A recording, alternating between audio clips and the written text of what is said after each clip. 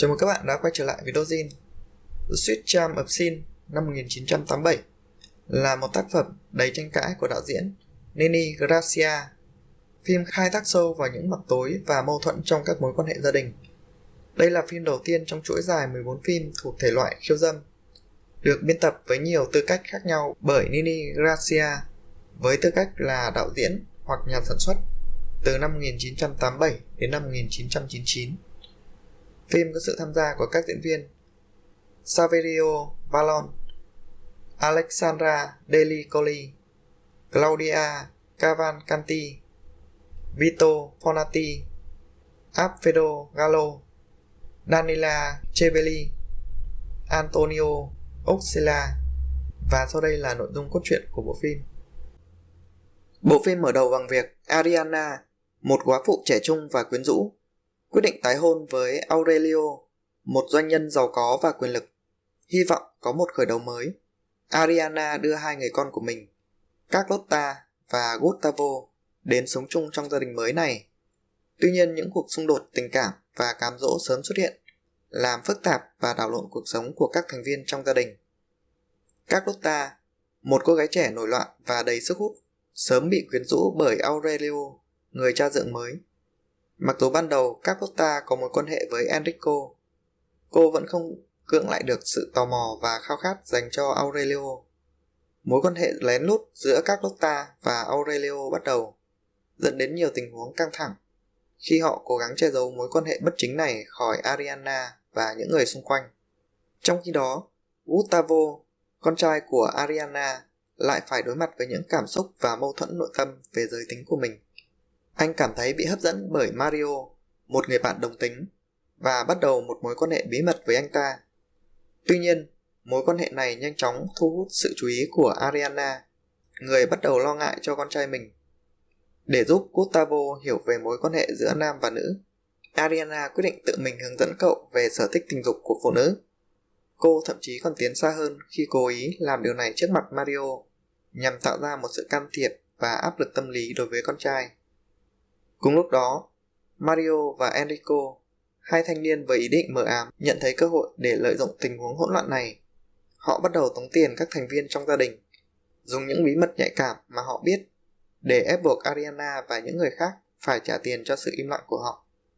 Sự xuất hiện của hai kẻ tống tiền này càng đẩy các nhân vật vào bế tắc, khi họ không chỉ đối diện với mâu thuẫn nội tâm mà còn bị dồn vào thế bị đe dọa, khiến những bất ổn trong gia đình thêm phần phức tạp. Cuối cùng, Arianna bị Mario dụ dỗ và giờ bị hủy hoại. Cô buộc phải tự kết liễu đời mình, trong khi Aurelio buộc phải từ chức khỏi công ty và cũng rời khỏi biệt thự. Với những cảnh quay táo bạo và cách xử lý tình tiết phức tạp, The Sweet Charm of Sin không chỉ là một bộ phim về gia đình, mà còn là một bản chất về vấn đề đạo đức, dục vọng, quyền lực và các mối quan hệ. Mối quan hệ giữa Carlotta và cha dượng Aurelio là một điểm nhấn đầy kịch tính. Carlotta, một cô gái trẻ vừa bước vào độ tuổi trưởng thành, bị thu hút bởi người cha dượng quyền lực và lôi cuốn. Mối quan hệ này về bản chất biểu hiện của sự nổi loạn và tính dục bị áp chế. Carlotta tìm cách thỏa mãn sự tò mò và kiểm soát của mình thông qua việc quyến rũ Aurelio, đồng thời thách thức mối quan hệ giữa mẹ mình và cha dượng. Đối với Aurelio, sự yếu đuối và dễ bị mê hoặc của ông trước sức hút của con gái riêng càng làm nổi bật sự thiếu vững chắc trong vai trò người đứng đầu gia đình và là một người chồng. Mối quan hệ giữa họ không chỉ thể hiện sự rạn nứt đạo đức, mà còn cho thấy xung đột quyền lực giữa cha mẹ và con cái trong gia đình. Mối quan hệ giữa Arianna và con trai Gustavo cũng đầy sắc thái tâm lý phức tạp. Khi phát hiện Gustavo có khuynh hướng đồng tính và một mối quan hệ với Mario, Arianna quyết định can thiệp bằng cách hướng dẫn con về tình dục và sở thích của phụ nữ.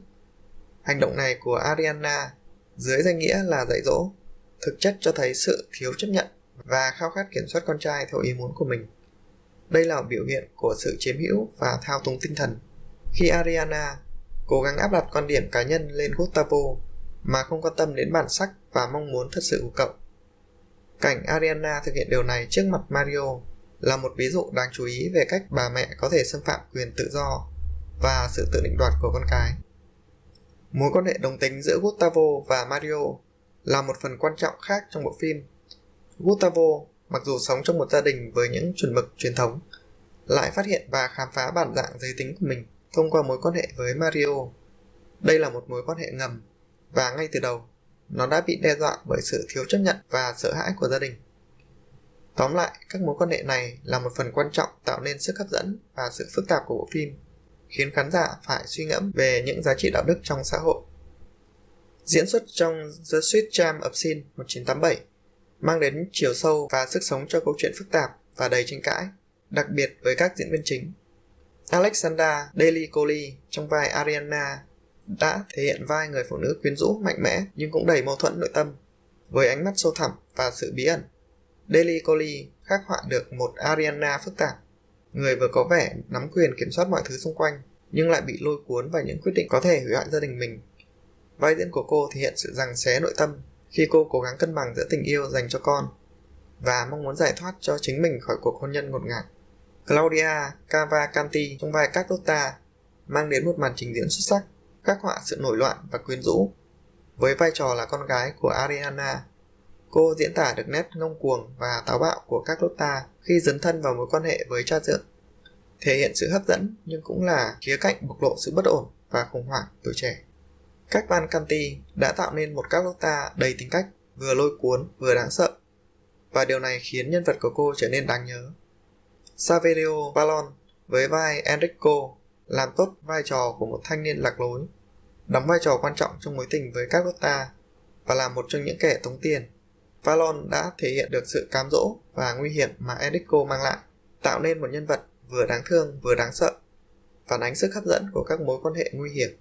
Vito Fornari trong vai Aurelio mang lại sự uy nghiêm và lạnh lùng, làm nổi bật sự tương phản giữa quyền lực và sự yếu đuối khi rơi vào bẫy tình cảm của Carlotta. Vai diễn của Fornari giúp thể hiện chiều sâu của một doanh nhân quyền lực nhưng dễ dàng bị thao túng bởi những người xung quanh.